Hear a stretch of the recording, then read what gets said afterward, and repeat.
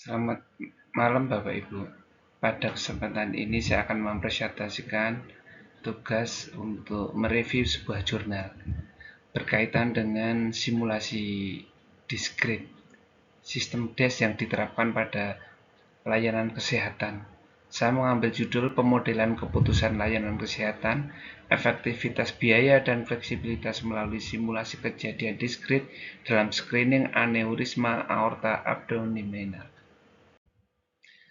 Latar belakang pengambilan keputusan di bidang perawatan kesehatan sering menggunakan analisis efektivitas biaya untuk mengevaluasi intervensi dan mengoptimalkan alokasi sumber daya.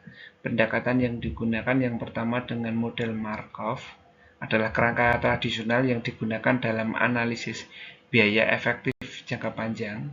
Yang kedua adalah alternatif dengan menggunakan pendekatan discrete event simulation.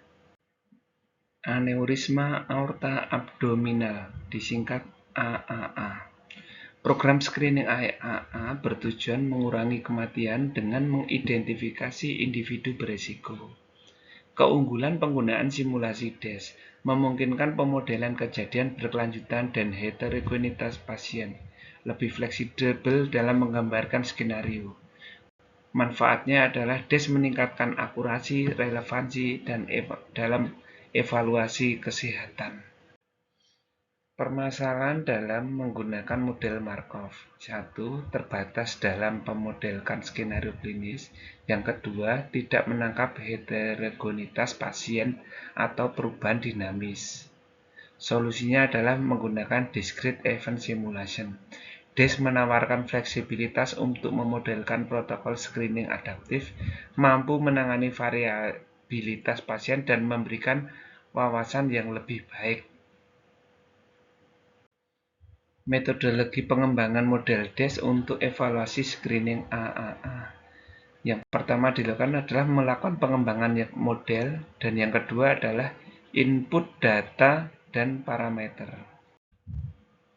Selanjutnya dilakukan analisis skenario dan efektivitas biaya dengan DES. Yang pertama, validasi model, kedua, analisis skenario, ketiga, analisis efektivitas biaya, dan yang keempat adalah pembahasan trade-off. Analisa dan pembahasan. Analisa data, sumber, dan parameter. Yang pertama adalah data masukan, sumber datanya, parameter model, dan probabilitas peristiwa. Kemudian dilakukan analisis sensitivitas, probabilitas, atau disingkat PSA. Selanjutnya, validasi model, perbandingan, dan kalibrasi. Yang pertama, perbandingan dengan data yang diamati. Data mesh, penyelarasan model Markov, dan validasi statistik. Konsistensi DES mereplikasi kejadian utama dengan margin kesalahan yang dapat diterima. Dari analisa ini bisa dilihat dalam tabel. Tabel 2 adalah peristiwa penting yang diamati dalam tindak lanjut mesh 4 tahun dan diperkirakan oleh model Markov. Dari tabel 4 ini, efektif biaya jangka panjang 30 tahun skenario. Bisa kita lihat dengan hasilnya seperti ini untuk strategi saat ini, skenario 1 dan skenario 2. Dari tabel di atas, hasil utama dan diskusi, efektif biaya dan skenario.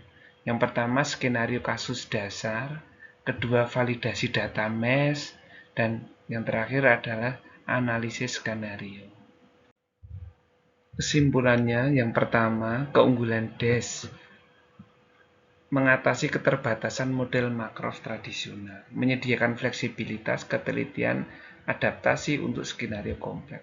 Temuan utama, validasi dengan sistem mesh, DES mereplikasi hasil dengan akurat dalam hal biaya, tahun kehidupan, dan QALY. Potensi DES bisa membantu mengambil keputusan perawat kesehatan dengan alokasi sumber daya. Demikian presentasi dari saya. Terima kasih.